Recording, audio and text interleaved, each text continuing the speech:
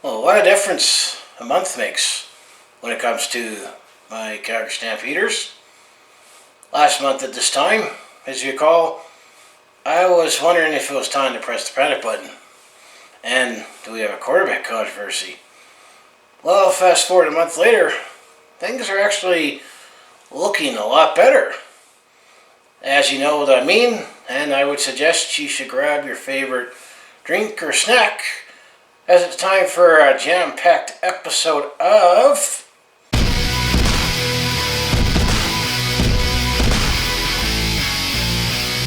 Hi there, it's Brett Hornby here, and welcome back to another episode of my Calgary Stampeders this month.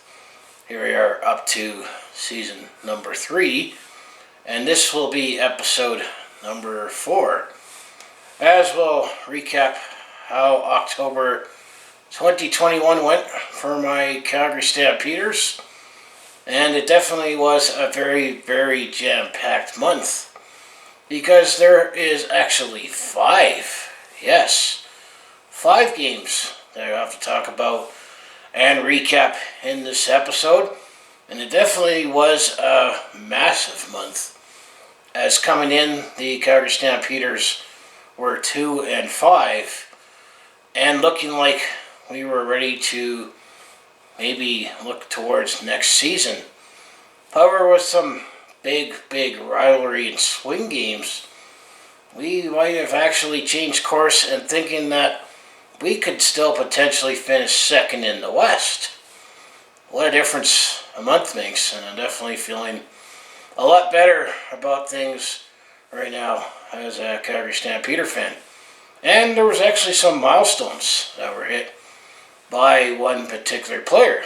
So anyway, before I get into my notes and dive into these 5 games that happened in October, if you want to follow along with this Calgary sports fan's journey along the Flames, Saskatchewan Roughnecks, and Stampeders, just make sure you hit like and subscribe, and have my other social links down in the description below, and definitely they're going to be putting timestamps in if you want to jump to any particular games or segments.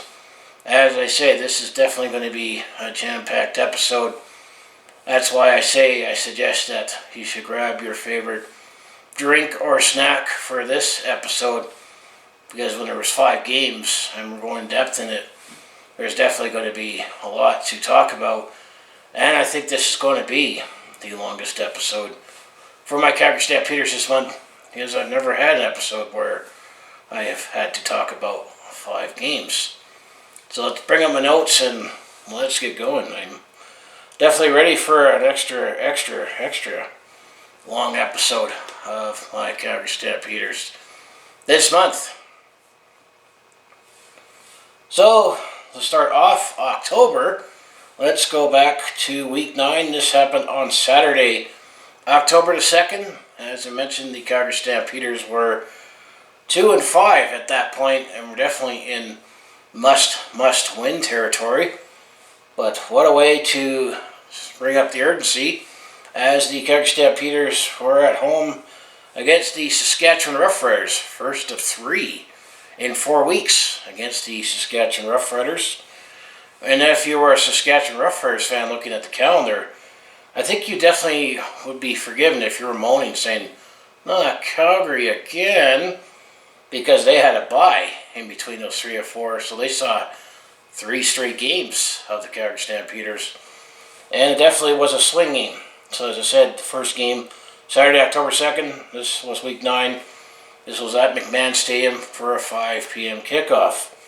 And I said, Calgary being 2-5, this was definitely a must-win for Calgary.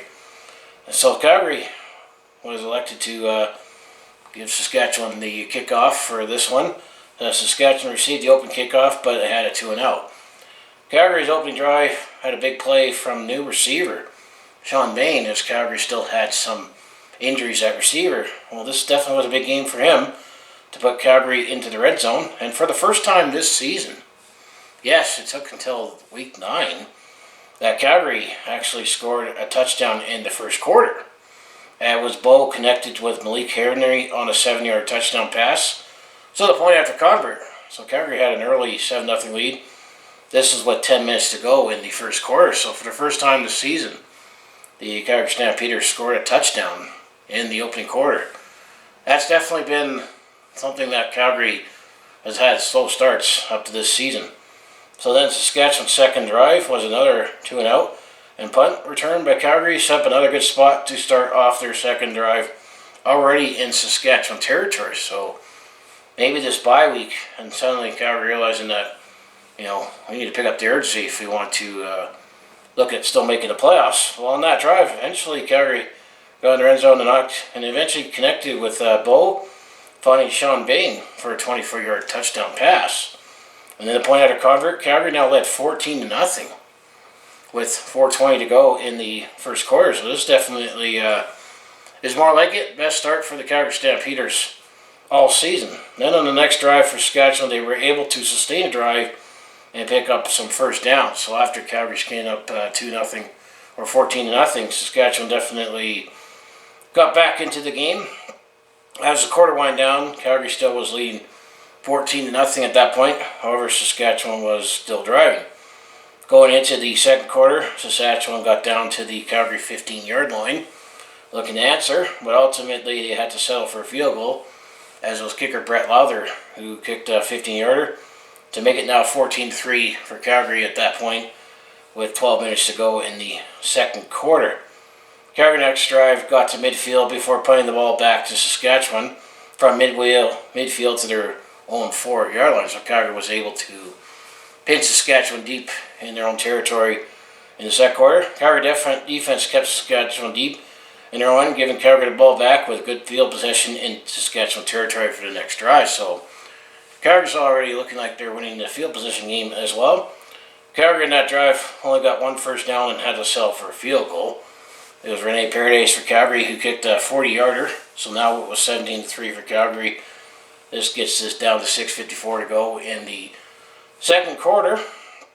On the next drive, it was William Powell, the running back for the Saskatchewan Roughriders, was able to get the ball moving, got deep into Calgary territory, and after the 3-minute warning, however, Saskatchewan did eventually have to settle for another field goal, as it was Brett Lowther who kicked a 27-yarder. So now we have a 17-6 game for Calgary. This was just under 2 minutes to go in the first half. After that, both sides got two and outs, and Calgary eventually ran out the clock heading into halftime with Calgary leading 17-6 at halftime. Going into the third quarter, Calgary received the kickoff but had a 2-out punting to Saskatchewan with over 13 minutes to go in the third quarter. Saskatchewan drive also ended off with a 2-out with a punt given the call back to Calgary. That's how it goes. On the next drive, it was Markeith Ambles for Calgary. Had one big catch, putting Calgary into Saskatchewan territory that eventually set up a 45-yard field goal attempt. However, Rene Paredes proved he was human and actually missed, and it was returned out of the Saskatchewan end by Jamal Morrow. So Calgary attempted a field goal, and actually wasn't very few times that he missed on that. Saskatchewan had the ball deep in own territory, which Calgary defense held them to a 2-and-out after that missed field goal return. After a great return by Malik Henry, setting up Calgary on the Saskatchewan 27-yard line, Calgary though didn't get a first down, settling up a 40-yard field goal due to a chop block penalty on that drive. So Calgary definitely got further in, but then got pushed back. Rene Paredes did make the field goal, and Calgary now led 20-6. And we're now down to about 7 minutes to go in the third quarter. Next drive, Saskatchewan had a 2-and-out, putting the ball back to Calgary at midfield. It was on the next play from that punt return. It was Bo who. This is one thing that's been frustrating with Bo this year. He threw an interception to Ed Gainey, giving Saskatchewan the ball right back, as Calgary was in midfield when this happened.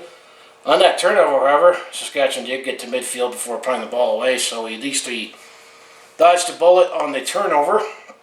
John Ryan for Saskatchewan tried to pin Calgary deep, but instead the punt went too far, so Saskatchewan did get a single, so it was 20-7 for Calgary.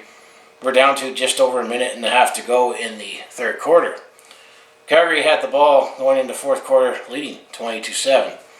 Now in the fourth quarter, Calgary eventually had a drive that ended with a punt, giving Saskatchewan the ball. So it felt like at this stage of the game, after that fast start, it was pretty much a defensive struggle for both sides. Saskatchewan next drive was a 2-0 putting the ball back to Calgary. Calgary next drive got close to midfield before ending out the pump, and then Saskatchewan's defense struggle continued for both sides. Then Saskatchewan started their own 13-yard line. Just over 10 minutes to go. Eventually got a big play, this time to Kieran Schaefer-Baker, who had a 70-yard pass and catch play, getting Calgary down, or Saskatchewan down to the Calgary 4-yard line. So Saskatchewan was definitely threatening on this play right here. And then on the next play is William Powell, who eventually ran it in for Saskatchewan from the 4-yard line. And then the point after made the game now 20-14 for Calgary. So now it's a one-score game. This was with 8:14 to go in the fourth quarter. Calgary next drive got close to midfield for putting the ball away, so Calgary's offense couldn't answer back. Saskatchewan their next drive got one down, but eventually was ended with a punt. Give the ball back to Calgary, so now we're down to about 4 minutes to go in the fourth quarter, still 20-14 for Calgary. On the next Calgary drive, Gideon Carey had a nice run for 29 yards, putting Calgary in Saskatchewan territory. After the 3-minute warning, Calgary attempted a 43-yard field goal. That gave Rene Perez success, and it was a 43-yarder. So Calgary now got back in the lead with 23-14 with just over 2.5 minutes to go in the fourth quarter. So to say, on the next drive, Saskatchewan got drive going, aided on 2 long passing plays on Kieran Moore for Saskatchewan and Ricardo Lewis, getting down to the Calgary 20-yard line as Brendan Linus Polichin set up the field goal attempt. Brett Lowther for Saskatchewan was good from 28 yards. So now we have a 23-17 game for Calgary. This is with a minute and 48 to go in the fourth quarter. Then things got a little interesting with this tight game, as Saskatchewan was then attempting an onside kick to maintain possession to try to score a late touchdown and steal this one with a win. Well, the first time actually Saskatchewan attempted the onside kick was successful, as it was Kieran Schaefer-Baker, but eventually there was a penalty that resulted in illegal interference, forced the kick to happen again. So that pushed the ball back to the 25-yard line. Then Saskatchewan was kicking again. It was Brett Lowther actually receiving his own kick. After he went 10 yards, he ran and received the ball and still maintained possession. So Saskatchewan, after the field goal and the onside kick, because you have to go for a kickoff when there's less than 3 minutes to go in the fourth quarter, by the way. So Saskatchewan, actually at their own 36-yard line with a minute 38 left in the fourth quarter, actually was able to maintain the onside kick with possession, still threatening to score a touchdown and win this one late. And I was like, oh, great. Saskatchewan, having momentum, was able to keep the ball going, seeking a late touchdown. Eventually, they got down to the Calgary 41-yard line with 33 seconds left in the fourth quarter. So they definitely were within striking distance. And this was with about 33 seconds to go. In the fourth quarter, after Saskatchewan timeout, Cody Fajardo was seeking the end zone, but was ultimately intercepted by Jonathan Moxey for Calgary, snuffing out any comeback. So I felt like Calgary had a fast start in this one. And eventually, there was a defensive struggle, and we had to hang on. And thankfully, Jonathan Moxey was there for the interception. So from that interception, Calgary was able to run up the clock. I felt like we just hung on with the Saskatchewan with a 23-17 victory, setting up a bigger game the following week in Regina. So I say Calgary started off October with a 23-17 victory. Definitely was a very, very tight, interesting game, especially with Saskatchewan in town and given all the fans that cheer for Saskatchewan in our house. So if you look at the statistical stories that stand out for this game, for Calgary, Bo was 16 for 25. He threw 184 yards, which I still felt that was the iffy Bo. He had 2 touchdowns but the 1 interception. Kadeem Carey had a pretty good game on the ground. He had 11 carries for 78 yards. And I'd say the best receiver for Calgary was Sean Bain, who came off the practice roster, playing his first game. He had 2 catches for 56 yards, including 1 touchdown. Rene Paredes with 3 for 4 in field goals, 43-yarder being the longest, and Darnell Sankey definitely is still continuing his lead league in tackling. He had 9 tackles in this one. On the Saskatchewan side of the ball was Cody Fajardo. He was 25 for 44. He threw 269 yards, no touchdown with that 1 interception, and it was when that interception came. William Powell had a pretty good game on the ground too. He had 11 carries for 66 yards, including that 1 touchdown. It was Kieran Schaefer-Baker. He definitely had a big game receiving. He had 5 receptions for 107 yards, but he had 71 of that in 1 play. Brett Lowther, who was a perfect 3 for 3 in field goals, with 28 yards being his longest. And then a couple players that stood out for defensively on Saskatchewan was A.C. Leonard. He had 6 tackles for 2 sacks. And Micah Tietz, he had 6 tackles as well for the Saskatchewan Roughriders. So that was just week 9, the first game against the Calgary Stampeders and Saskatchewan Roughriders. So let's week 10. This happened on Saturday, October the 9th. As the Calgary Stampeders and Saskatchewan Roughriders were going to play in this one. But this time it was at Mosaic Stadium in Regina. 5 p.m. kickoff, I meant to say, hockey and football. So it was a 5 p.m. kickoff at Mosaic Stadium. Second 3 matchups and another big game for both sides. And also personally me, I made the trip to Regina.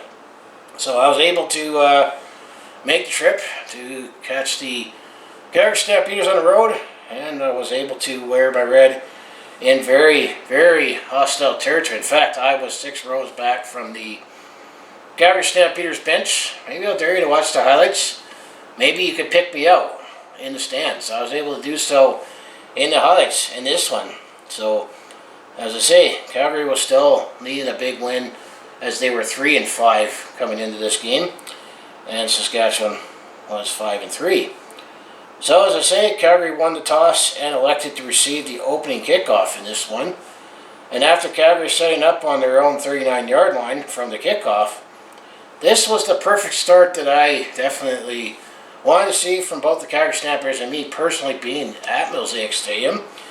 As they call, Bowl threw a touchdown right to Markeith Ambles on a 71-yard play on the first play after the kickoff. So Calgary and the point after took an immediate 7-0 lead, which was perfect start. That's what Calgary needed, and he being that Mosaic.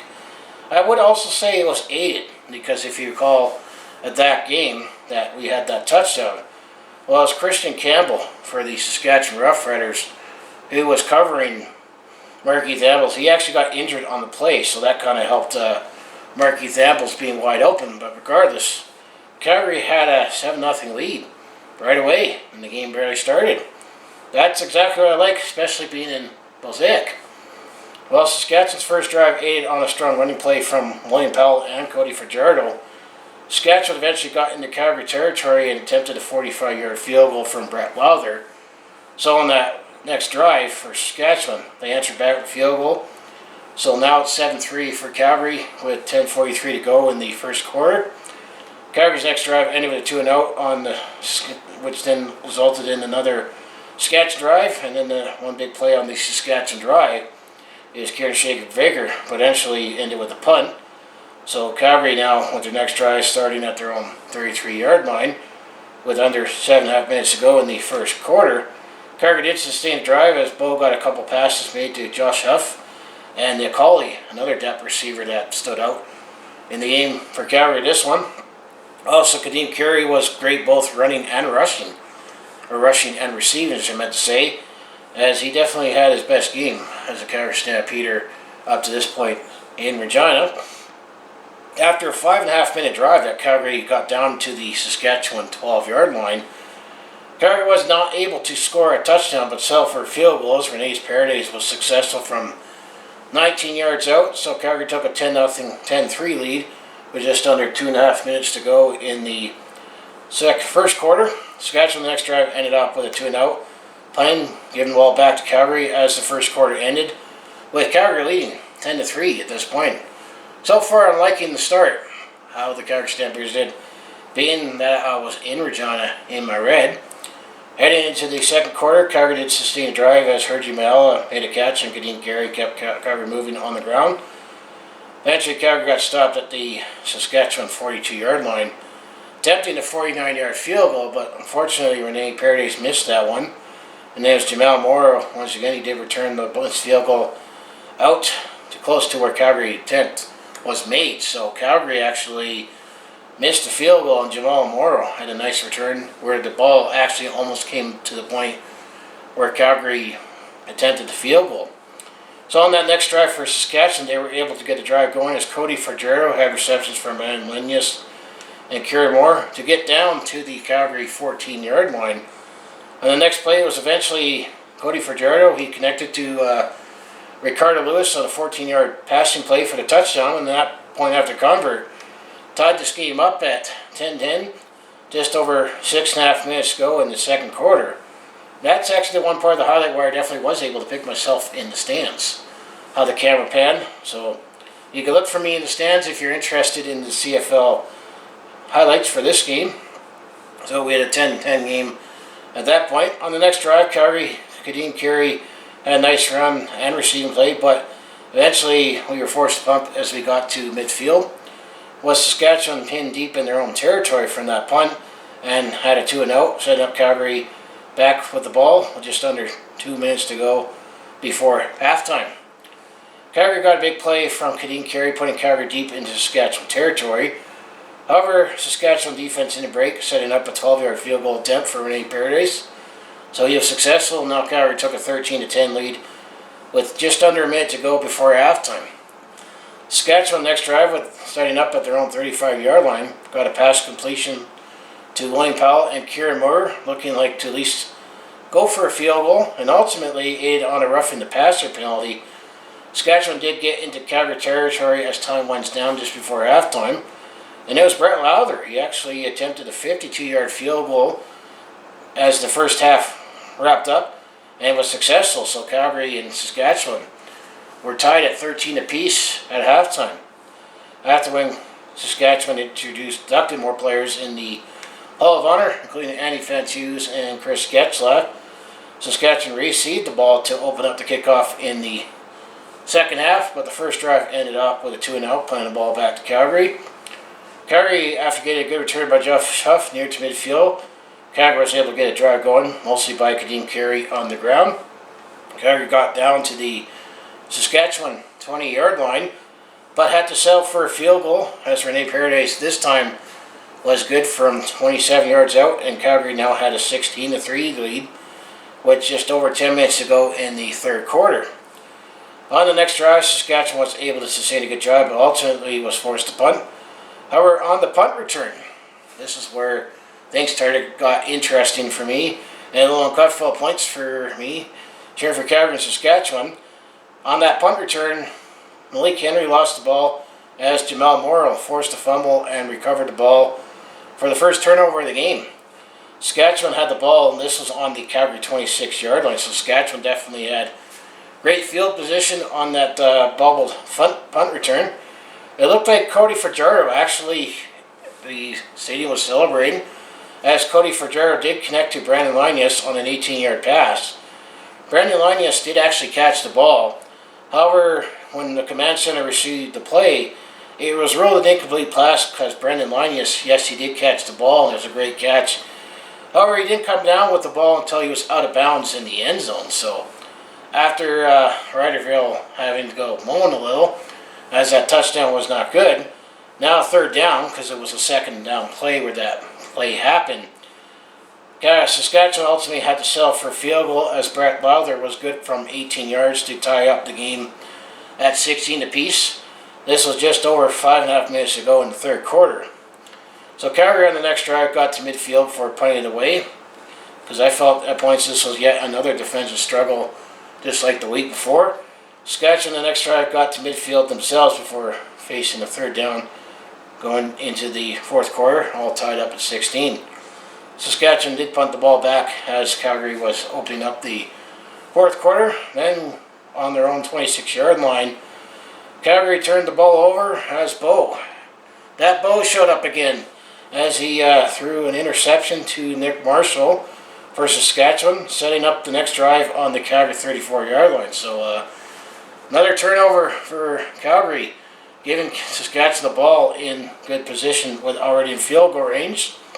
On that drive, Saskatchewan did not get a first down and had to settle for a field goal. So Calgary, I'd say, felt like we dodged a bullet there, as Brett Lowther for Saskatchewan was good 40 yards out, and now Saskatchewan had a 19-16 lead. This was still with 13-20 to go in the fourth quarter. Calgary, the next drive, was able to get in Saskatchewan territory on a trick play. It was actually where he pitched to receiver Colton Hutchuk. So Colton Hutchuk threw a pass to Josh Huff on a 46-yard play. That definitely got me excited. I met a few people in Saskatchewan when that happened. However, on that drive down to the Saskatchewan 23-yard line, guess what? Bo threw another interception, as this time was Lucius Boyfoy for Saskatchewan. Caught the pass, created another turnover, but the only saving grace was this was deep in their own end. When they got the turnover, Saskatchewan deep in their own territory was stopped on a 2-0, playing the ball back to Calgary. So both times when Bo threw an interception, Calgary was able to force a 2-and-out, or it was a 2-and-out in that case. The first interception with Saskatchewan already being in our own territory, they kicked a field goal off of it. So Calgary on the next drive got a big play from Josh Huff, Gary. Passed in plays after the punt, getting Calgary into Saskatchewan territory again, and then within field goal range. Calgary eventually did score a field goal as Rene Paredes was good from 43 yards out. So now Calgary tied up the game at 19 apiece with 4 minutes to go in the fourth quarter. And I felt here definitely the tension was building, feeling it was a tight, close game yet again, being on the road. I'm going to say when I went to this game, I'm going to say the tension I felt was already after when Calgary came out initially being booed, and there was much stronger at Mosaic than at Commonwealth, was before when Saskatchewan came out and I heard the fans were all saying and cheering. I felt the tension there, so it's definitely quite an atmosphere to go to Saskatchewan, but I'm going to say it's the most hostile territory to go if you're being a Red fan. So anyway, I'm going to say it was 19-19 with 4 minutes to go in the fourth quarter. I was feeling like it was going to be another close game where either I'd be really happy or really sad at the end. How did I feel at the end of this game? Well, Saskatchewan the next drive got stopped by Calgary, and the holding penalty kept Saskatchewan in their own territory, forcing a long punt with 2:35 to go in the fourth quarter. Calgary had a 2-and-out on the next drive, but Cody Brace, he definitely had a big punt, punting Saskatchewan down into their own 10-yard line with 2 minutes to go in the fourth quarter. Saskatchewan did eventually get one first down, but ultimately was held short on a 3rd and 2 at their own 32-yard line, which was long enough that they couldn't go for it, still being in their own end. So Saskatchewan forced a punt. So with just over a minute to go in the fourth quarter, after Malik Henry returned it to the Calgary 1-yard line with just a minute left, setting up a potential winning drive, or to get into field goal range. Malik Henry, I did remember getting injured on a play, and some thinking that was close that he might have fumbled the ball before he came down, but he came down. But I didn't like the fact that he was down, but still down. But this was still with a minute to go in the fourth quarter. So Calgary might have had a little bit of a breather with that injury timeout. So with a minute left, Bo connected with Nick Hawley for a first down, and then Kadeem Carey got Calgary to the Saskatchewan 51-yard line with 38 seconds to go. I was like, yes, just a few more yards. And actually, Calgary was able to get those few more yards, as it was Bo, he connected to Nick Hawley on a 17-yard play, and Kadeem Carey ran a 5-yard play to get to the Saskatchewan 35-yard line. And after Saskatchewan called out the timeout before, I felt some last-second field goal magic coming.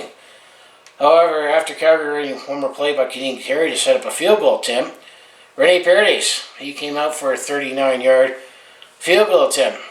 Attempt was good, but I was not celebrating that because the flag came out, and Calgary was pushed back to a 44-yard attempt because Calgary was caught with procedure. However, on the next attempt, Rene Paredes was good and was clean. So ultimately, Calgary took this one 22-19 on a last-second field goal on the road in Saskatchewan. Man, that was sweet, I could tell you. So on that win, the Calgary Stampeders Also took the season series against Saskatchewan and now improved to 4-5. So this could definitely come in handy jockeying for position potentially, because I do have a feeling Calgary and Saskatchewan might have another game against each other. Let's say in November, late November. I'll just put that out there. So with the win, let's take a look at the statistical stories for both players. Players on both sides meant to say. Well, Calgary, Bo, he had a great first half. He was 20 for 28 for 296 yards, but 200 of that came in the first half. He did throw that one touchdown to Markeith Ambles, but he had those 2 interceptions. Definitely threw 2 interceptions at the wrong time. Kadeem Carey, he definitely had a great game on the ground. On 20 carries, he had 109 yards.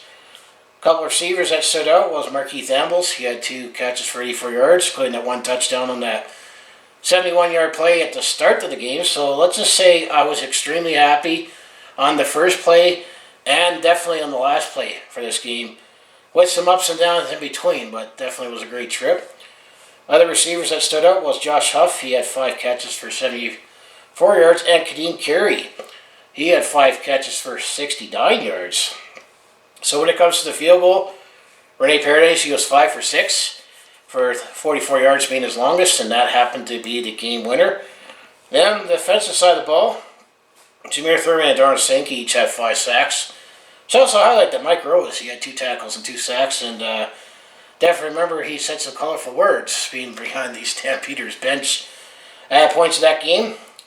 On the Saskatchewan side of the ball was Cody Fajardo. He was 20 for 31 for 191 yards and 1 touchdown. William Powell, he had 10 carries for 41 yards. Kieran Moore was the lead receiver for 6 receptions for 73 yards. Brett Lowther was 4 for 4 on field goals, including the 52-yard being the longest to end the first half. And Deion Lacey had 9 tackles. So that was Calgary and Saskatchewan in Saskatchewan for Week 10. And definitely was well worth the trip, especially for that last second field goal. So Week 11, this happened on Saturday, October the 16th, as the Calgary Stampeders were still on the road. I didn't make the trip for this one, as they were in BC. At BC Place, this was a 5 p.m. kickoff. Calgary was looking for their 3rd straight win, and more importantly, force a rubber match between the Stampeders and Lions in Week 15, as the Calgary BC have had 3 games scheduled this year. Note that was Jake Mayer. He was placed on COVID protocol, so he did not dress for this game. So as Michael O'Connor actually dressed in as the backup quarterback, as Calgary has drafted only 2 quarterbacks for most of the season. So Michael O'Connor was in, as well as Rock Thomas. He drew in the lineup as he did some return duty. Definitely you'll be hearing his name later in this game recap. BC received the opening kickoff but had a 2-and-out. Calgary opened up with a 2-and-out themselves. BC on that drive after the punt return. BC got a couple big plays, including one receiver in Brian Burnham. And actually it was Richard Leonard that ultimately saved a touchdown on the play, as BC got down to the Calgary 1 line early in the first quarter. Eventually he was their backup quarterback Nathan Rourke, who ran in the touchdown on a quarterback sneak, but BC failed on the 2-point convert. So BC took a 6-0 lead, just under 9 minutes to go in the first quarter. Next drive, Calgary was able to get sustained drive going. Started at BC 25-yard line. Calgary got a couple passes for Richie Sadani, and Kadeem Carey had a couple of good runs. Malik Carey pass out to Calgary in the red zone at the 16-yard line when Bo connected with Luther Akanavu. So ultimately, it was Luther Akanavu who got his first touchdown of his career, and they were calling him Hukuna Matata. And actually, Calgary Sun the next day had a picture of him catching that touchdown with that headline. So the point after, Calgary was able to take a 7-6 lead. So Calgary answered back with a touchdown themselves, and that drive took over 8 minutes. So definitely was a clock-killing drive for Calgary. So Calgary kicked the ball off to the BC Lions with just under a minute to go in the first quarter. So Calgary enjoyed a 7-6 lead after the first quarter, as BC had possession going into the second quarter, but ultimately was forced to punt right in the second quarter near midfield. Calgary, the next drive, beginning on their own 18-yard line, did sustain another long drive. This time, Bo was able to move the Calgary offense into BC territory by connecting with several receivers along the way. I felt Bo, this game definitely was very effective and was able to spread the ball around. As Calgary got into BC territory, I think the team must have not gotten everything understood, as they burned a timeout to present taking a time count penalty. And also remember seeing an angry Dave Dickinson. He was angry at the Stampeders team and coaching staff at that moment. I think that was enough to stall the Calgary offense, as it was running until this moment here. So ultimately, Calgary had to settle for a 42-yard field goal as Rene Paredes kicked a 42-yarder, and Calgary took a 10-6 lead at that point with 8:48 to go in the second quarter. I felt Calgary could have gotten more at that moment, to be honest with you. Next three drives ended with 2 and out, so let's get down to the 5 minutes to go in the second quarter.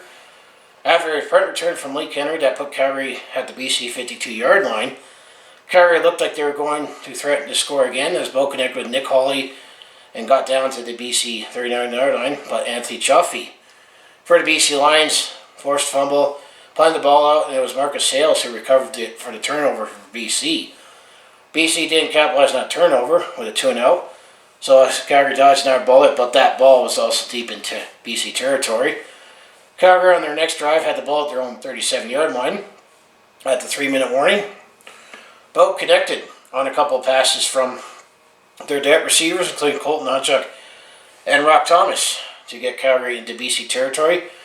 Calgary on the BC 10-9, Bo was looking for Markeith Ambles in the end zone, but didn't connect, and Bo must have thought Markeith was running a different route, and he was not too happy on that play as well, so Bo definitely was feeling it in this game.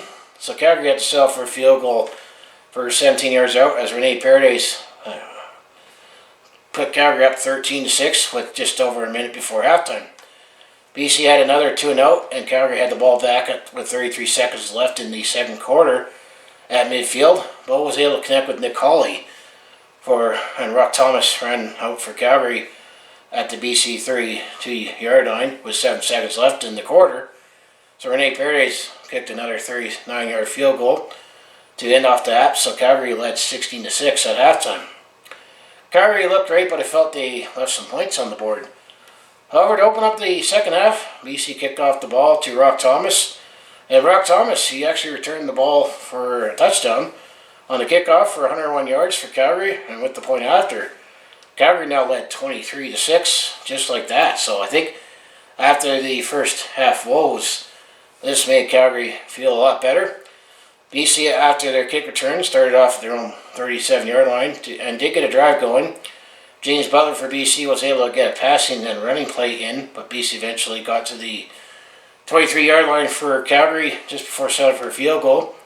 Jimmy Camacho connected a 30-yarder, but was wide left for a single, so that made it now 23-7 for Calgary just over 11 minutes to go in the third quarter. Calgary in the next drive got a pass completion from Nick Hawley and also benefited from the pass interference penalty that got into BC territory. Eventually, Calgary scored another field goal as Rene Paredes was good from 43 yards out. So now it was 26-7 for Calgary. 7:43 to go in the third quarter. On the next drive, BC was able to sustain a good drive. James Butler, their running back, and Javon Cody receptions being the highlight. BC got to the Calgary 7-yard line before Michael Riley was sacked by Jameer Thurman, pushing the field goal attempt back. So it was 28 yards that BC had to settle for the field goal from Jimmy Camacho that he's good. So Calgary led 26-10 with 1:43 to go in the third quarter. On the next drive for Calgary, Bo connected with Luka Akanavu again on a 43-yard play, putting Calgary into BC territory, heading the fourth quarter up 26-10. Calgary facing a third down to start out the fourth quarter, attempt a field goal that Rene Paredes was good from 28 yards. So Calgary led 29-10 at that beginning of the fourth quarter. BC and Calgary in the next drive ended off with 2 and outs. BC next drive started off with on their own 45-yard line, but ultimately Mike O'Reilly, he threw an interception to Reed Wilson at the Calgary 49-yard line, forcing a turnover. Calgary on a turnover got down to the BC 11-yard line for a couple of Kadeem Carey runs. Rene Paredes kicked a field goal from 18 yards out, so Calgary was able to capitalize on that turnover to now make it 32-10 with 6:46 to go in the fourth quarter. On the next BC drive, Mike O'Reilly threw another interception, but this time it was Jonathan Moxey who returned a 53-yarder for a touchdown for a pick six. And with the point after, Calgary took a 39-10 lead with just over 5 minutes to go in the fourth quarter. Next BC drive, now was Nathan Rourke, who was in quarterback as Mike O'Reilly had a tough game, as I should say. BC did get a drive going, but ultimately was late in the game at that point. BC got down to the Calgary 3-yard line and eventually turned the ball over on downs with 1:40 to go in the fourth quarter, as BC had nothing to lose. So Michael O'Connor actually was in the game for the Calgary Stampeders at this point, but Calgary was deep in their own territory. It was only 2-0. So Calgary punted to BC with 28 seconds left. BC got a couple more plays before timeout, so ultimately Calgary won this one 39-10 for their third straight win and improved 5-5. And I felt this was their most complete effort of the season. For the Calgary Stampeders, so looking at the stats for both sides of the ball, well, Calgary, Bo was 22 for 32 for 270 yards, 1 touchdown, no interceptions. I felt at this point this was Bo's best game of the season. Kadeem Carey, he had 12 carries for 67 yards. Richie Sandati, he had 6 catches for 60 yards. Nick Hawley had 5 catches for 60 yards. And Luther Akanavu had 3 catches for 56 yards, including a touchdown. Rene Paredes, he was 6 for 6 on field goals. 45-yarder being his longest. I should mention that Kadeem Carey the week before got a Player of the Week nominee. But Rene Paredes also got a Player of the Week nominee for this game as well. And then Darnell Sankey had 9 tackles. So on the BC side of the ball, Mike O'Reilly, he had a rough game, as to say. He was 13 for 25. He only threw for 145 yards. No touchdowns and 2 interceptions.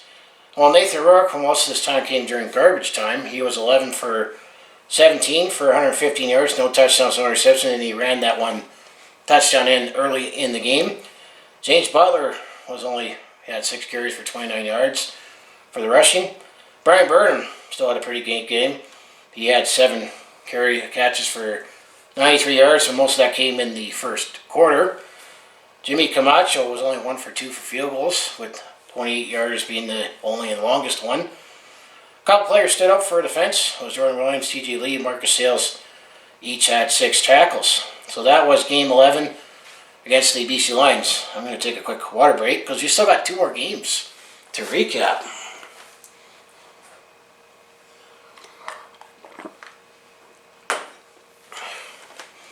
Thank you. So now, Saturday, October the 23rd, this is week 12 as the Calgary Stampeders were taking on the Saskatchewan Roughriders back at home at McMahon Stadium. This was a 7:45 kickoff, third matchup of the season. Saskatchewan received the opening kickoff, and eventually Cody Fajardo threw an interception there to Brandon Dozer, and Calgary got possession on their own 30-yard line after that play. Calgary on their first play, Bo connected to Marquis Thambles, but this time was only for 55 yards. No touchdown. I guess I can't be spoiled every game, right? And then Malik Henry got Calgary down to the Saskatchewan 10-yard line. Calgary got to the Saskatchewan 5-yard line on a Kadeem Carey run, but had to settle for a field goal, as Rene Paredes was good for 12 yards out. So Bo looked for Kamar Jordan, who was back in the lineup on the play before. So Calgary led 3-0 with 10 minutes to go in the first quarter. Also note on that drive, some history was made, as Bo surpassed Henry Burris for a franchise record in most pass completions. So congratulations, Bo, for that milestone. Fittingly, he passed Henry Burris against the Saskatchewan Roughriders. So I've got to throw that in there. Saskatchewan's next drive ended with a 2-0. Calgary's next drive ended up with a turnover. As guess what? Bo, he threw an interception to Jay Dearborn. I don't want Bo to be in that category in franchise history either, but that Bo showed up in this game as Saskatchewan had the ball at the Calgary 50-yard line with 7:39 left to go in the first quarter. Saskatchewan on the next drive did get 1 first down, but ultimately ended up with a turnover as Brandon Lanius fumbled the snap, and Darnell Sankey was the last one to touch the ball out of the bounds, so Calgary was able to get the ball back at their own 35-yard line, but they couldn't get past the Saskatchewan defense. Calgary punted it away, and Saskatchewan started their next drive on their own 38-yard line. Saskatchewan got into Calgary territory heading into the final minute of the first quarter. Brett Lowther kicked it a 48-yard field goal at the end of the first quarter to tie up the game at 3-3 heading into the second quarter. Calgary next drive ended with 2-0 and then on Saskatchewan's next drive did get into Calgary territory again thanks to a Kieran Moore passing play. Brett Lowther attempted a 54-yard field goal with 11.5 minutes to go in the second quarter, but was wide left. It was Sean Bain who ran it out, so the game remained 3-3 at that point. Calgary on the drive was started on their own 18-yard line. Bo was able to engineer a drive going, including a 48-yarder play to Kamar Jordan that eventually got Calgary down to the Saskatchewan 1-yard line. Eventually, Kadeem Carey ran into touchdown, and Calgary, with the point after, took a 10-3 lead with 3:22 left in the second quarter. On the convert, I had the giggles because Saskatchewan had too many men penalty. That's been funny since 2009, right? And 2010 in that season opener when Saskatchewan gets caught with too many men. So I had the giggles at that one. After the 3-minute warning, Saskatchewan had the ball and Cody Fajardo engineered a drive of his own with new receiver Duke Williams, who came back from the NFL, former Edmonton Eskimo receiver. So that was able to prolong drives. Saskatchewan got to the Calgary 44-yard line with 32 seconds left in the first half. Brett Lowther, actually for the second straight game against Calgary, kicked a 52-yarder further late in the first half to make it 10-6 for Calgary. On the kickoff, Saskatchewan was able to recover the kick and maintain possession, which was similar to 3 weeks ago. Saskatchewan kind of did another onside kick. Saskatchewan with the ball on the Calgary 36-yard line with 12 seconds left. Ran on play before attempting a field goal. However, Brett Lowther was not good from 43 yards out, and Sean Bain ran it out, so Calgary had a 10-6 lead at halftime. Calgary received the kickoff to open up the second half. Baltimore was forced to punt it away. Calgary on their first drive in the second half has Kieran Moore caught a pass for 23 yards. William Powell ran a first down, and Kieran Schaefer-Baker had a 37-yard play, setting up Cody Fajardo, setting up to Brandon Linus on a 13-yard touchdown pass. So the point after now put Saskatchewan up 13-10 with just over 7 minutes to go in the third quarter. So now Saskatchewan is looking good at that point. However, in the next drive, it looked promising with Colton Hudchuk and Markeith Amble's pass plays that put Calgary into Saskatchewan territory. However, that Bo showed up again. He threw an interception to, this time, Damon Webb. So Saskatchewan got the ball back with 4 minutes to go in the third quarter. Saskatchewan was held to a 2-0, so Calgary got the ball back from a punt. Calgary got to midfield as the third quarter wrapped up, but Bo threw, guess what, another interception. This time to Jeremy Clark, as Saskatchewan had the ball to start off the fourth quarter on the Calgary 7-yard line, with them up 13-10. On that drive, Saskatchewan was able to take advantage on the 3rd and 3 play as Cody Fajardo connected with Kieran Moore. So that interception definitely came in a bad spot as on a 3-yard play and the point after. So Saskatchewan now had a 20-10 lead with 13:48 left in the fourth quarter. After that score, Calgary had a 2-0 and Saskatchewan had a drive that eventually ended up on midfield. Fast forward to the final 2 minutes left in the fourth quarter as both defenses played tough throughout the fourth quarter. Calgary benefiting from a legal punt of the Benz penalty. They started at their own 42-yard line. Bo connected to Sean Bain on a 47-yard play, putting Calgary deep into Saskatchewan territory. And then Calgary got a first and goal territory after Kamar Jordan play on a pass. Eventually, Calgary did get a touchdown on a 3rd and 4 play as Bo connected to Richie Sindani on a 4-yard touchdown pass. So at that point, after, Saskatchewan now only led 20-17 with 48 seconds left in the fourth quarter. Calgary did attempt an onside kick to maintain possession, but it was Duke Williams who recovered it for Saskatchewan on the kickoff. Calgary did force a 2-0 and was able to get the ball back with some time left on the clock. Still facing long ends, starting at their own 31-yard line. Calgary did get to their own 41-yard line after a Richie Sindani pass, but Bo couldn't connect to Kamar Jordan deep, and eventually Saskatchewan won this one 20-17 on a close game. Calgary still took the season series 2-1, but Saskatchewan did pull ahead in the standings. Also to note, this was the first win for Cody Fajardo against the Calgary Stampeders as starter and Craig Dickinson as head coach over his brother Dave Dickinson. I also said to this one, if you would have told me that Calgary was going to go 2-1 against Saskatchewan in the season series, I'm glad it played out the way it did because I at least got to celebrate a win in their house. So I guess there was some give or take on that. So the statistical story, Bo was 21 for 31. He did throw for 311 yards, but he had one touchdown and 3 interceptions. Definitely was the killer. As Calgary was on the wrong end of the turnover barrel again in this game, just like the game in Regina, but did not pull off the win. Kadeem Carey, he had 15 carries for 62 yards and a touchdown. Markeith Ambles had 4 receptions for 73 yards. Kamar Jordan returned 3 receptions for 63 yards. Rene Paredes was only good for 1 field goal, 12 yards out. Jameer Thurman had 7 tackles, and Thorman Olomande, who got back into the lineup for Calgary, had 3 tackles for 2 sacks.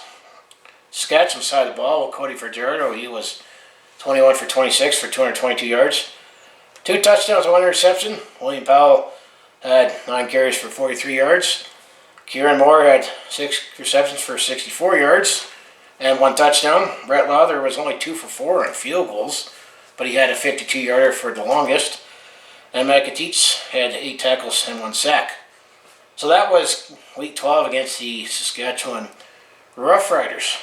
So 1 more game to go.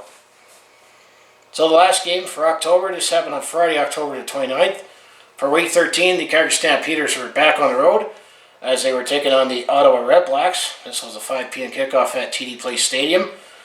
I'm going to call this one the classic trap game, given the Calgary Stampeders are the better team, and Ottawa, they had nothing to play for, being eliminated from playoff competition.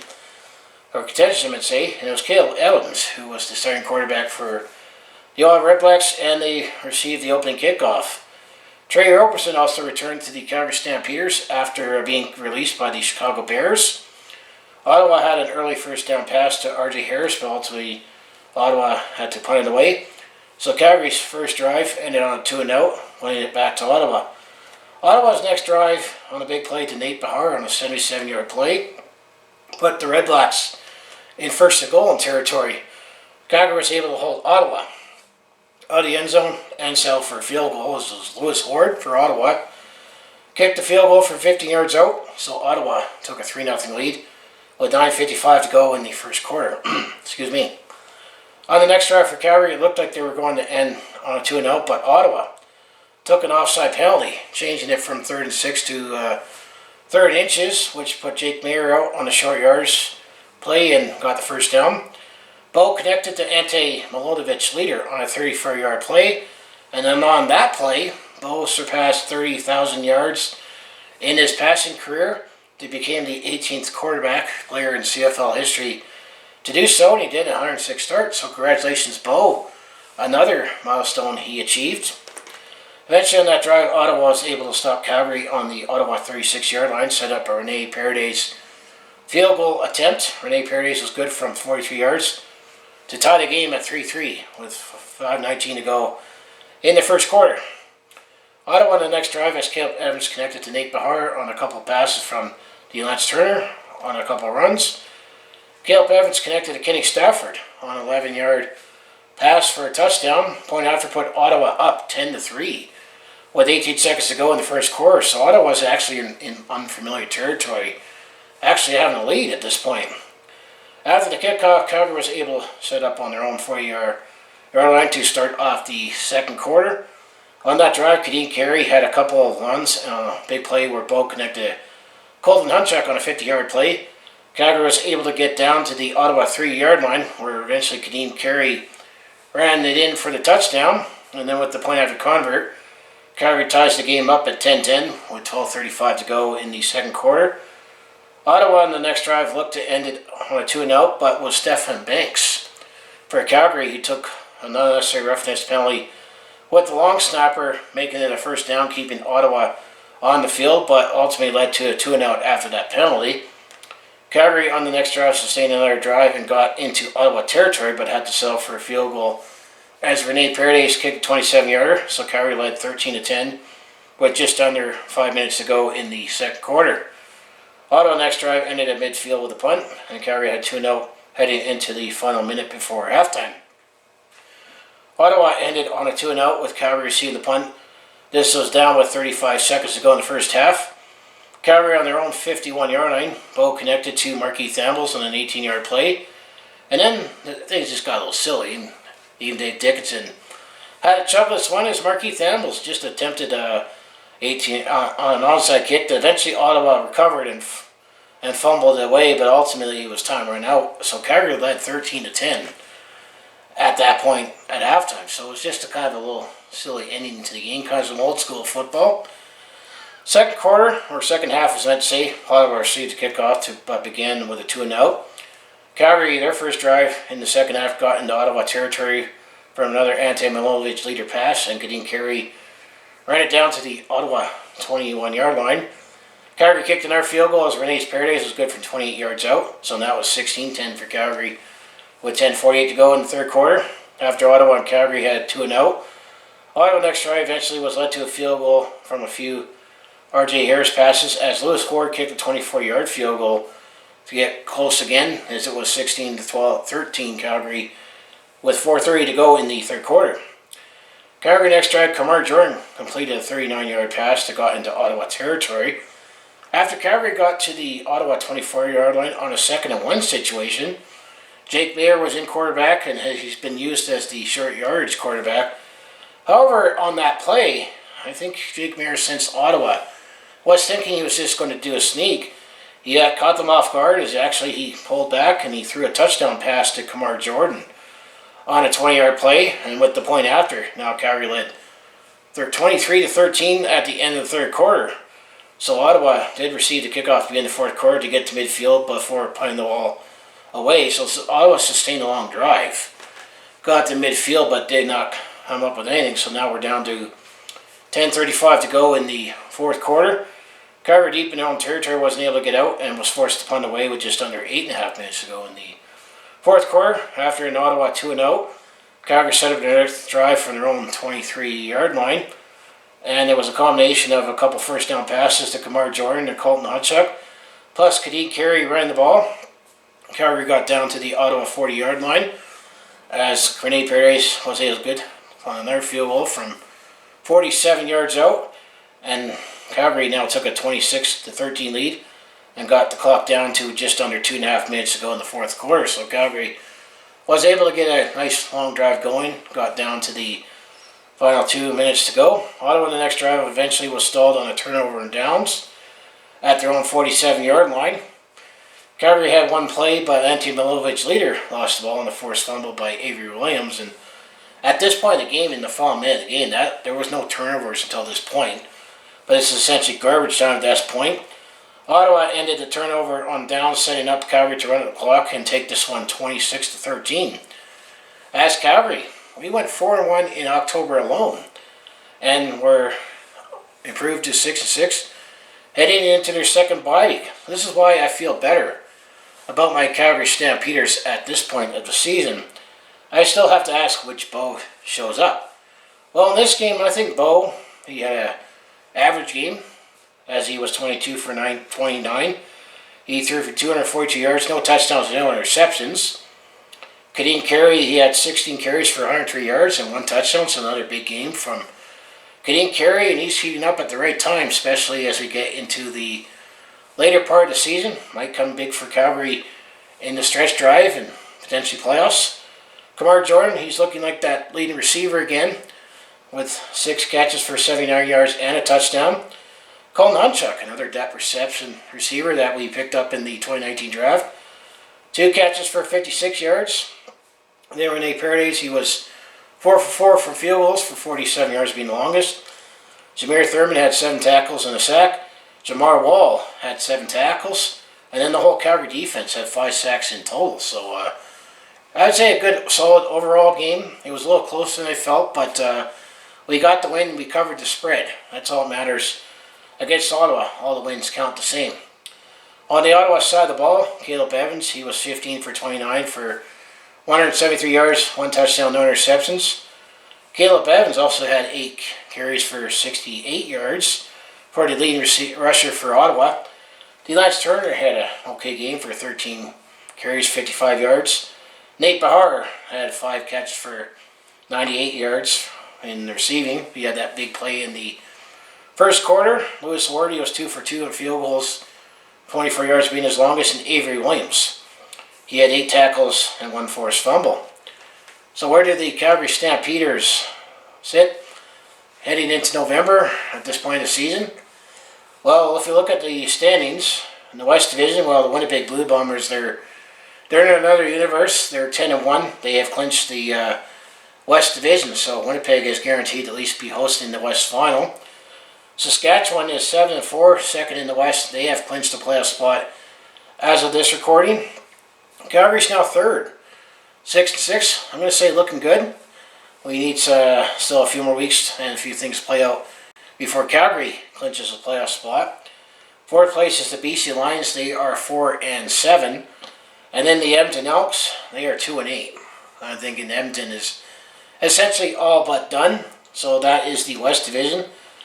The East Division, well, Toronto has clinched the playoff spot. They're in first place at 7-4. And then the Hamilton Tiger Cats, they are in second place at 6-5. So are the Montreal Alouettes. They are in third place at 6-5. And then the Ottawa RedBlacks, they are done out of playoff contention as they are 2-10. Keep in mind we're playing a 14-game season this season. So just some quick stats. As well, just look at the team stats of this one. We'll look at the league leaders in the next episode when the season is done. So when it comes to passing, well, Bo is 184 for 288. He has thrown for 2,291 yards. The one thing that still stands out is his touchdown to interception ratio. He has thrown for 7 touchdowns but 13 interceptions with a percentage of 63.9%. And then he had that 1 3-yard game against the Saskatchewan Roughriders, the third game. Well, Jake Maier, I'm going to still say he looks pretty good, and I'm going to say he's someone we need to keep as a project and a prospect. He's 85 for 127 in passing. He has 1,034 yards, 4 touchdowns, 2 interceptions, and he has those 3 300-yard games when he started those 3 games. So the rusher, well, Kadeem Carey, he has 149 carries for 784 yards, averaging 5.3 yards a carry. I think as of this recording, he's actually second in the league, but still a long ways behind William Stanback in Montreal. He has 6 touchdowns, and I think after this game against Ottawa, he actually leads the league in rushing touchdowns. So Kadeem Carey definitely has been a nice find for the Calgary Stampeders. And then when it comes to leading receiver, well, despite the amount of time Kamar Jordan has missed, he is still the leading receiver on the Calgary Stampeders. 48 receptions for 681 yards, averaging 14.2 yards a catch. He has 4 touchdowns, but Markeith Ambles is behind with 46 receptions for 623 yards, averaging 13.5 yards a catch with 2 touchdowns. And then Josh Huff, he has 37 receptions for 507 yards, but no touchdowns, 13.7 yards per catch. So that's the top 3 receivers. So then when it comes to tackles, I believe this is still the league lead, but Darnell Sankey has 77 tackles. Jameer Thurman has 52, and Raheem Wilson, around the top 3, has 45. Leading sack master, well, there's 2 players that are tied with 7 sacks, with Sean Lemon and Mike Rose. Stephen Banks has 4 sacks, but I think, if I remember, he had 3 of those against Edmonton in the Labour Day Rematch.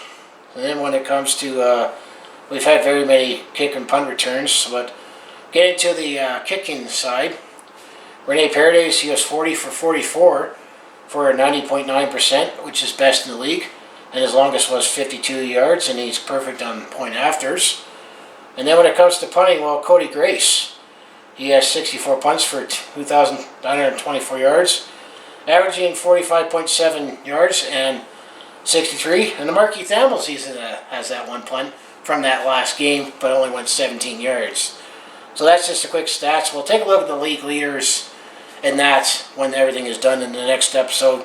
Because after all, I had to talk about and recap 5 games. So let's jump ahead to the looking ahead. And we'll break this up in two segments. As looking ahead for the Calgary Stampeders, well, week 14 they have a bye, so that's their second of two bye weeks. So the next game for the Calgary Stampeders, depending on what's on the line, will be on Friday, November 12th for week 15, as the Calgary Stampeders will be in BC. This will be an 8:30 kickoff at BC Place. Who knows what could be on the line for either BC or Calgary for this one. And then the last game will be on Saturday, November 20th for week 16, with the Winnipeg Blue Bombers now wrapping up first place in the West Division. I'm anticipating this could be a preseason game, as Winnipeg might be looking to rest some players. Who knows what Calgary could still have to play for in that one. But that will be at 5 p.m. kickoff in McMahon Stadium. So that is the Calgary Stampeders games. Now, what my plan to do is, yes, there'll be a November episode. We'll recap the two games that Calgary plays in November. And then there'll be a playoffs episode where I'll recap all playoff games that Calgary plays and the 108th Grey Cup. So that will be my plan. And then on my YouTube shorts, I'll do a post-game short for all playoff games. So watch for that. So when it comes to playoffs, well, there's only two things that are certain right now about playoffs. Is Winnipeg is hosting the West Final and Hamilton is hosting the 108th Grey Cup. But the playoff schedule is that on Sunday, November 28th, the East semifinal will be at 11 p.m. kickoff Mountain Time, and the West semifinal will be at 2:30 kickoff Mountain Time. And then the finals on Sunday, December the 5th, the league actually pushed it back a half an hour earlier. So the East final will be at 10:30 kickoff at Sunday, December 5th, and on the West final will be at IG Field for a 2 p.m. kickoff. Of course, we still don't know who's going to play, the Winnipeg Blue Bombers. And then the 108th Grey Cup, which will be at Tim Hortons Field on Sunday, December 12th. That would be a 4 p.m. kickoff. So that's the look ahead for both the Calgary Stampeders and the remaining games and playoffs. But one last thing we'll do is we'll take a look at the games remaining for all teams and just have an idea. Where do you think teams are going to finish based on who they have left? So Winnipeg, their last three games, they're in Montreal, or they play Montreal at home. And then they have two road games that they're in Montreal and they play here in Calgary. So that's the Winnipeg's remaining three games. They have nothing left to play for. I'm going to anticipate that Winnipeg will still probably play their full roster at the home games, and then the two road games, I think they're going to be probably not playing 100%, I would say. Saskatchewan, well, I think Saskatchewan has a fairly favorable schedule for likely finishing second in the West and hosting the West semifinal, as in Saskatchewan's in Edmonton, and Edmonton has not won at home yet this season. And then they play at home against Edmonton, and then they go on the road to play Hamilton. So they have two games against Edmonton, and they're almost all but done. And then they're in Hamilton, and who knows what Hamilton has to play for at that time, same with the Saskatchewan Roughriders. So that's for Calgary. They have a bye, and then they're in BC, and then they host Winnipeg. So Calgary has two games left. I'm going to say there might be still something to play for against the BC Lions and the Winnipeg Blue Bombers. So I'm going to expect Calgary to still have their full roster then. And then when it comes to BC, they're in Hamilton next week, and then they host Calgary and they host Edmonton. And I'm going to say BC is definitely playing for their playoff lives. Possibly maybe looking at a crossover, but seeing how tight the East Division is, I think BC is either they're playing for their playoff lives, not likely playing for a crossover. So I'm going to say they definitely going to have two tough games against Hamilton and Calgary. Edmonton, well, who knows what will be on the line for that game. But Edmonton, they're going to have a very brutal schedule, as they're in Saskatchewan, and that's always a tough place to play anytime. And then they host Saskatchewan, and they have not won at home yet this year. And then they go to Saskatchewan, as I meant to say, that's a tough place to play. And then that's that brutal week, because then they're in Toronto, but that was that COVID makeup game. So then they play in BC. So that's that stretch where Edmonton plays like 4 games in 2 2 weeks. So I think there's no way Edmonton's going to win all 4 of those games. So I'm going to say Calgary and Saskatchewan are likely destined to play each other in the West semifinal. At this stage, I would rather have the game here. I think Calgary's going to be going to Saskatchewan. That is my prediction right now. So looking out east, well, Montreal, they are in Winnipeg, so that's going to be a tough one. Montreal's still got something to play for playoff positioning. Then they host Winnipeg and they host Ottawa, so I think Montreal might have a easier schedule, 2 home games against Winnipeg, who their fate's known, and same with Ottawa.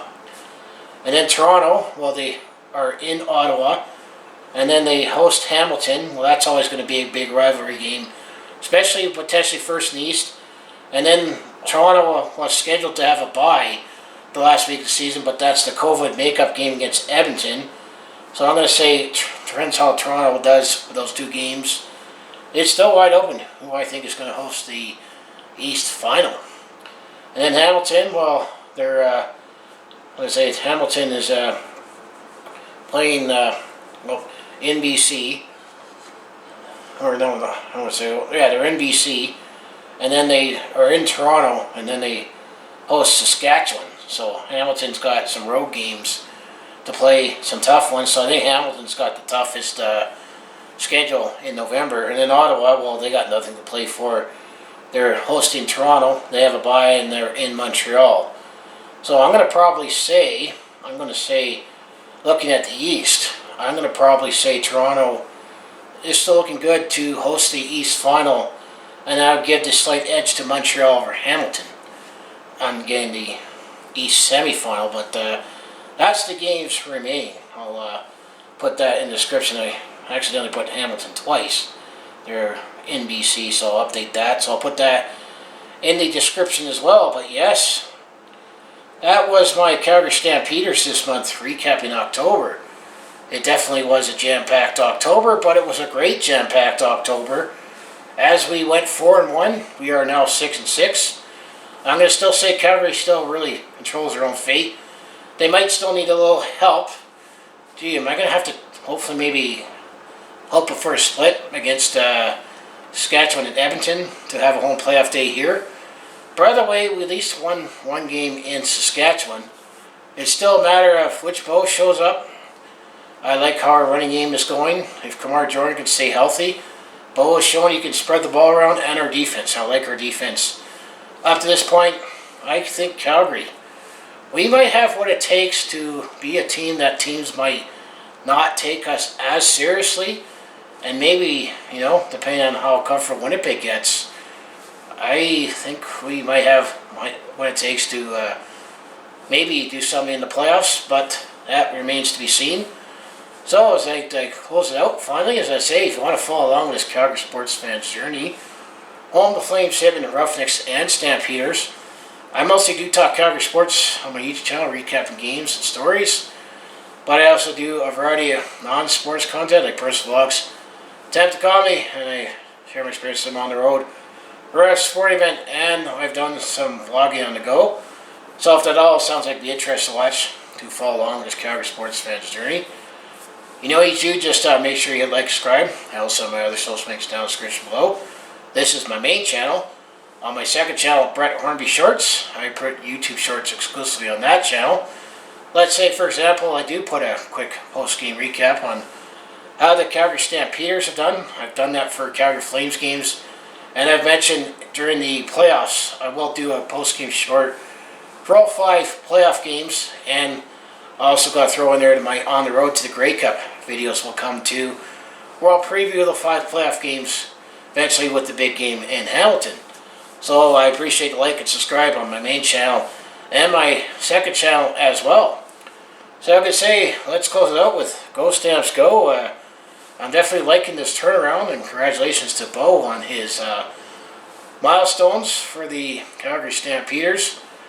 Maybe it's still nostalgia. I still think Bo is the second best quarterback that Calgary's had. I still like Doug Flutie a lot more, but that is my opinion, and I actually got to watch Doug Flutie play live, which was awesome. But so I say thanks for watching, and I'll see you in the next video. Yeah, this definitely was a long recap, but if you made it to this point, I just want to say thanks for watching, and I'll see you in the next video.